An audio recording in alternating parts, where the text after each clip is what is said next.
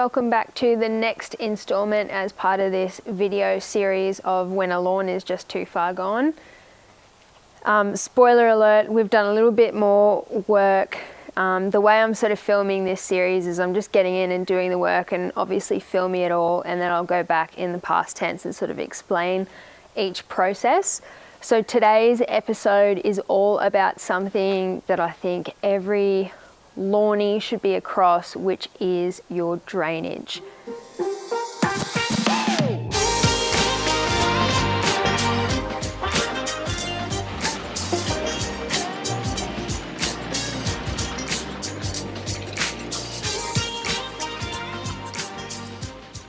So when it comes to turf, plants, anything, poor drainage can lead to so many issues that we see, and really common issues as well. And unfortunately, with a lot of new builds, the drainage is not always installed correctly, and that was sort of the case here.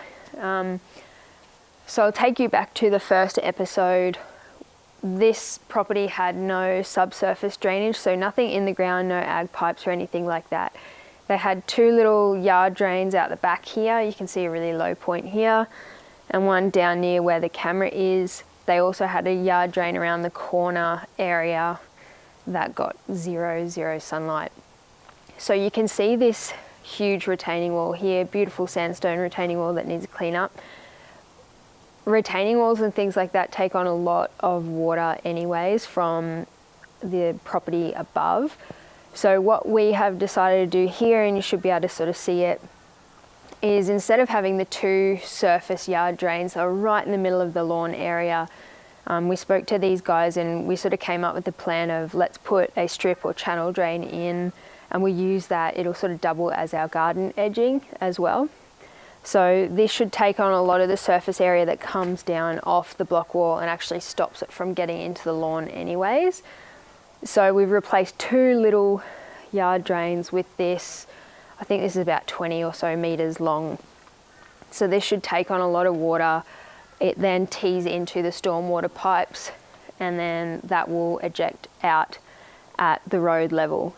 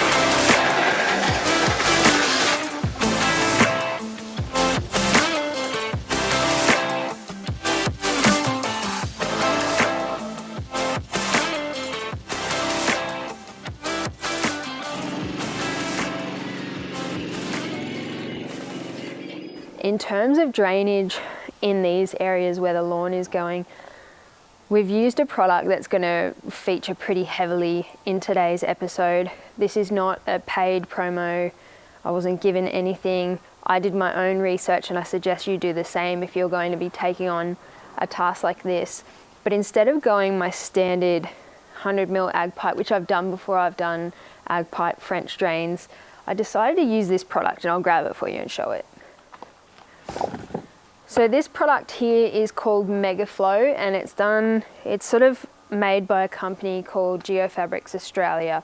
And essentially, hopefully you can see it, it is really an ag pipe. This one's like a soft ag pipe, so it's actually wrapped in geofabric already to stop any debris from getting in. But it's got little slots here where the water can get through. What I like about it is you should be able to see the shape of it there. It's really nice and thin, It actually covers quite a wide surface area. So they use this on sports field construction. I've seen it used on a golf course on a green construction. I saw it and it had like the herringbone pattern, and I thought I really want to have a look into that product. So here is a bit of a tip from me. You can special order this product at your local Bunnings, or if you're in southeast Queensland, these guys are just located in Mollendina, and honestly it was about the same price as 100mm ag pipe, and this product works faster and it moves more water, and you don't have to trench as much. And that's because it's not a very tall product, so you can lay it like that. You can lay it vertically as well if you wanted to, but I think in a lawn you just lay it flat. So what we did, we got the trusty Kanga Kid in. I realised pretty quickly that the trench that the Kanga Kid dug was not quite wide enough to fit this whole thing in there, so that was fine. We went back, slightly offset the trencher, and we did like a double trench. And then we cleaned that out by hand. So that went down, I want to say that was about 300mm depth is what we did there. And then unraveled this. Now I didn't do a herringbone pattern. We don't actually have that much of an area to work with. So because of the strip drains and everything that I've placed around here, I just decided to do a long strip straight through the center of the back lawn areas.